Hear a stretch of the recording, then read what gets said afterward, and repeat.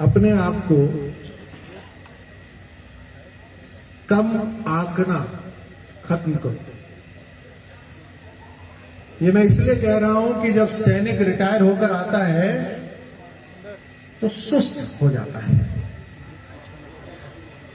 हर रोज सुबह उठते ही PT, drill, firing, parade, front roll, back roll, कुछ ना कुछ चलता रहता है पूरे जीवन के अंदर 30 साल तक, 17 साल तक, और फिर अचानक से ये बिल्कुल बंद हो जाता है। तो आप सभी की पत्नियों से मेरा प्रार्थना है कि आपका फ्रंट रोल जारी रखें। आपको आदत नहीं है बैठने की।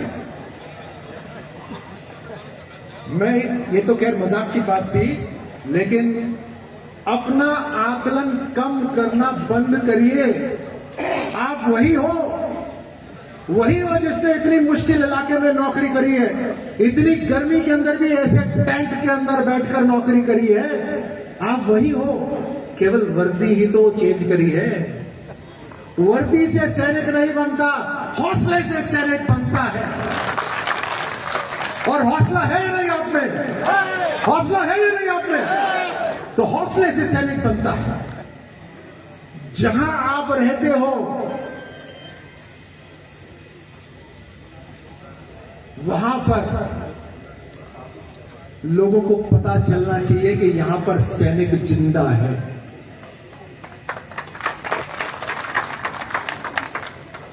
वो कहते हैं ना कि जिंदा हो तो जिंदा होने का सबूत भी दो।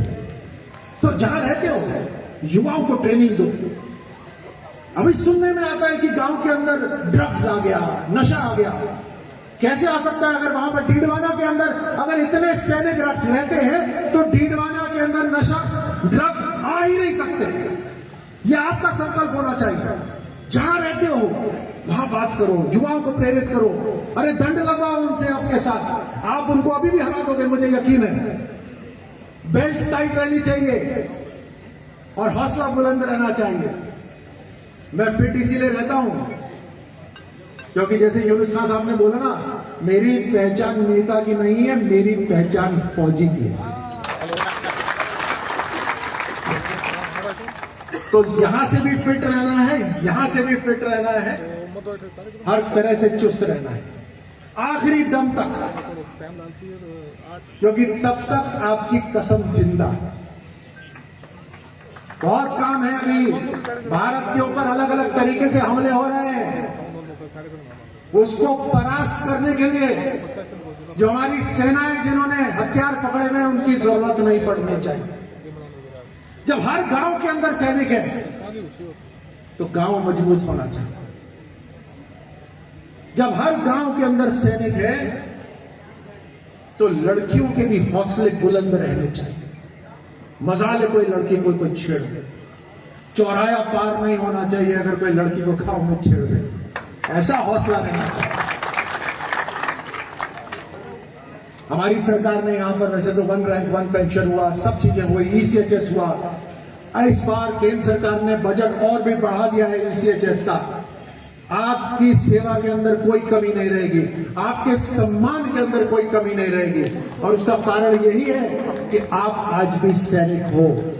राजस्थान सरकार के अंदर भी मेरी जिम्मेदारी है, मेरा संकल्प है, क्योंकि मुझे याद है जब मैं सेना का अधिकारी होता था तो जब पत्र लिखते थे कलेक्टर को कि हमारे सैनिक की जमीन की समस्या है, एसडीएम को पत्र लिखते थे कि हमारे सैनिक की परिवार में मुश्किल हो रही है। मुझे याद है उस समय ऐसा लगता था जैसे पत्र पढ़कर वो कचरे के डस्टबिन में डाल देते हैं। मजाले हमारे रहते हुए कोई भी कलेक्टर या कोई भी एसडीएम आपकी चिट्ठी को अगर कहीं कचरे में डाल दे, मजाले उसके सबसे पहले काम होगा हमारे पूर्व सैनिकों का। और आप में से बहुत से हैं जो मुझसे मिलते हैं। आप दिखते ही, दूर से दिखते ही, सैनिक तो दूर से दिख जाता है ना, दूर से दिखते ही मेरा मन अंदर से खुश हो जाता है कि एक पूर्व सैनिक मिलने आया है।